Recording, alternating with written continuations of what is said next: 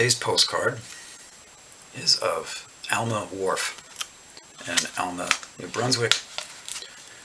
High tide and low tide at Alma Wharf. The drop in water level between tides, averaging 9 meters, 31 feet, leaves lobster boats stranded on the mud and schedules the lives of Alma's fishermen. We got this on a family trip to New Brunswick in 2015. And I send this one out to Senator Ben Sasse of Nebraska. April 3rd, 2020, Friday. Dear Senator Sasse, when someone joins the military in peacetime, she knows, or ought to know, that there is always the chance she'll be called upon in the future to go to war. Possibly to kill, possibly to die, possibly to be faced with impossible, unavoidable choices. Similarly, my sister is a nurse. She did not decide to become a nurse in the midst of a pandemic, but she knew, on some level, that there was always the chance, given her choice of career, that at some point in her career she would be called upon to go to work under very difficult circumstances, maybe even ethically difficult circumstances, that would make demands on her courage and force her to make an impossible choice, one she cannot avoid, precisely because it is impossible and because it is her job. You chose to become a U.S. Senator. The job that you held on February 5th of this year when you voted in a particular way that we're all living with now.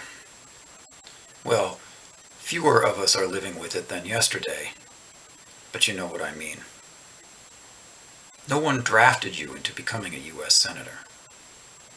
And it's fair to ask you, on the day that you filed your candidacy paperwork, or on any day before or since, did you consider that as a U.S. Senator, you would almost certainly, one day or another, be called upon to make a choice like soldiers face in war and nurses face right now?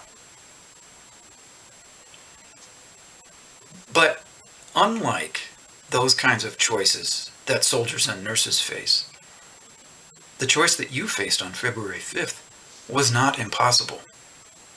I'm sure it was difficult. I'm sure it was extremely difficult. I know this because you must still hold on to, privately at least, some of the things that you thought about our current president, and in the recent past said out loud. But your choice was not impossible. There actually was a right answer. And I bet you knew it. And you turned away from it. A tutor at my alma mater, and yours too, you know, once told a classmate of mine in a Don rag, lots of people sweep floors and think hard about things. Realizing that one might not be a good fit for one's job, especially if one is intelligent and talented, is hard. People usually do not die because a university president blunders a choice, even when the result of the blunder is entirely knowable and visible ahead of time. Be well and go big red. Signed, Alex.